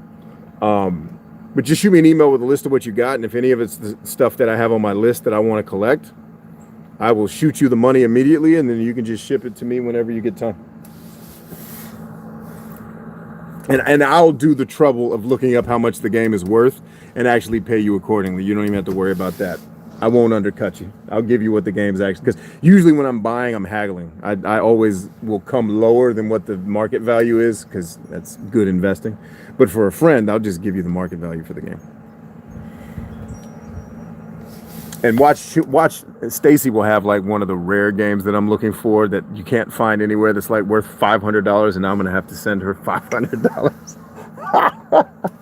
But I'll do it. You know, I've also not haggled people, because it just pro tip for you guys, man. Being honest with people goes a long way. There's a woman selling a gang of video games and an Xbox 360. She wanted to get rid of all of it. One of the games in her lot was NCAA football 2014. That game right now is worth $120. I got it for $5. What do you need? I'm on a call. What do you need? All right. Always time for a big hug. I love it. Now go get your work done. I already did my work. No, you didn't. You have math and all kinds of other stuff you got to do for today. So get back in there and get to work. Go to bed. Don't sit here and argue with me. What was I talking about? Something about $500 games. What was I talking about before Christopher came out here and interrupted us? Something about a $500 game. No. So NCAA is, at the time she was selling it, it was worth $60. So, and she was selling the whole group of her games. She had like 20 games and an Xbox 360. She was selling it all for $50. And I hit her up. I said, just a heads up, ma'am, that NCAA football game you have in your lot, I want it because I want to buy a copy of it for my business partner, because he doesn't have one, and he's kind of a collector too. I said, that game alone is worth $60. I'll pay you the $110 to pay for that game and this lot, if that's fair. She's like, you know what? I just appreciate you being honest. I don't even care. You can have the whole lot for $50 still. Right? And that game now is worth $120, depending on the condition. Dude, go in the house and shut the door. What is y'all's obsession with having the doors open? Go sleep somewhere. Take a nap. I guess I could do that right now. No, you're good. You stay. It's the little ones that they're balls of energy that can't sit still for 5 seconds. So yeah, send me the list of your games. I'll do all the research to figure out what they're worth. I'll round up the market value. And that's assuming you have anything that I want to collect. And then I'll shoot you the cash, shoot you the shipping costs, and then you just ship it whenever you have time. I sold most of my retro games, but I have some extra consoles like Genesis and Atari. Hey! All right. Oh, you sold the games, though. I do need an Atari 7800. I don't have that in mind. I've never owned an Atari 7800. I might be willing to buy that. I don't know how much those are worth, though. I'd have to look it up. What? You've met the members? That's insane. Yeah, so here's how I met them. Back when I started my media company, I used to do entertainment, not life strategy, right? And leadership development. I was in the world of video games and music. I was a musician at the time, and I reviewed other people's music. It's one of the ways I side hustled to make money in addition to my corporate job and my work as a musician. You know, streams of income, right? So I wrote a review for Brazil's album that they had released at the time, which was called, what was the name of that album? Dang it, I forgot. It's the one where he's sitting in the brown, dark, black and white sepia room with the typewriter. They're going to kill me for not remembering the name of the album. I'm mad at myself. But anyway, I wrote a long review for the album and I sent it to, I think the bass player saw it. He was like, dude, this is the illest review I've ever seen for a piece of artwork. Thank you for doing this, brah. He's like, anytime, like, dude, we want to meet you at a show. Where do you live? And I told him, he's like, shit, we don't do shows in DC. He's like, but we do shows in Baltimore. Can you get to Baltimore? I was like, yeah, I'll get to Baltimore. So I was supposed to get to hang out with him, but I got sick or something happened with, it may have been right at the same time I had my first son. So I didn't get to make it, but I did get to hang with him online for a little while. Cool cats, man. Really good dudes. Wilco's another good band. Yep. Nintendo 64s as well. It's weird. I want to collect a Nintendo 64 just for the sake of the collection, but I hate the Nintendo 64. I hate that system. Oh, the games are so terrible. We'll listen to Brazil for sure. For the record, you're the only other person I've met who's heard of them. Yeah, man. But I'm a musician, bro. Like, if I haven't heard of Mars Volta, I shouldn't be allowed to call myself that. So I'm into all kinds of crazy music stuff, bro. Harley Quinn, what's good? What's your holy grail game that you're looking for? There's a couple of them, but the main one is Musha on the Sega Genesis, complete in the box. That bastard is worth like $600, and I will pay every cent because that game is amazing. Oh, that game is so good. It's one of the best games I've ever played. I think it's either number 10 or number 11 on my all-time favorite games list. It's insanity how good that spaceship shooter is. It's just a simple spaceship shooter, but it's so good. And you know what's funny? I've never beat it. I've gotten all the way to the end boss and get killed every time. So at some point I got to beat that game. And what's funny is I want to collect it and I'm going to stream beating it. Just so, like, and it's only game collectors would get why Musha is so dope. But someone else would be like, why would you spend $600 for a Sega Genesis game? Like, you just don't understand. It's that good. It's that amazing. Wow, I remember when Musha was $100 and people were complaining then. Yeah, Musha's worth like anywhere from $500 to $1,000 now, depending on whether it's new or used. But yep, I'd pay every penny for that too. It's worth every dollar to me because that game is so good. Oh, I love that game. That's probably my main. I have a couple holy grails. Like, I need Metal Gear, the original, complete in the box. I have Metal Gear, but I need that complete in the box. I need Metroid complete in the box. I need Nier Automata, the Steelbook edition, which is worth like $100 now, which pisses me off because I'm also going for a complete collection of NES, Super Nintendo, Sega Genesis, PlayStation 4, and Xbox One. Those are the complete collections that I'm looking for. So, you know, there's going to be some money changing hands, apparently. But Metal Gear and Metroid complete in the box are super important to me. I've only ever found Metal Gear in the box, but they wanted so much for it. It's like, dude, I'm not giving you that much money for this game. Get out of here. What else is there, Holy Grail wise?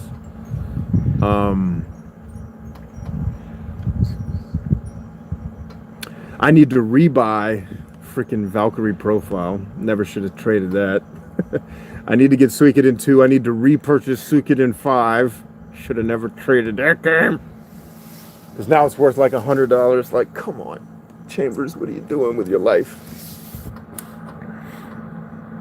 I gotta have dinner now. So yeah, I gotta head out too, guys. I gotta do some schoolwork with my son. So anyway, great time chatting with you guys. I really appreciate all of you being here and sharing your attention with me. My prayer is I gave you something that was at least equal to the value of the time you had to invest listening to me be ridiculous. So thanks for being here. If you want me to continue doing these, just let me know. Shoot me an email, shoot me a message like, yo, we enjoyed your live stream on Monday. We'd like you to keep doing these Monday morning live streams. And I'm happy to do them to help you get your week started. So till that time, friends, remember to be excellent to each other and to party on. I love you. We are stronger than I. I'll see you soon. Peace.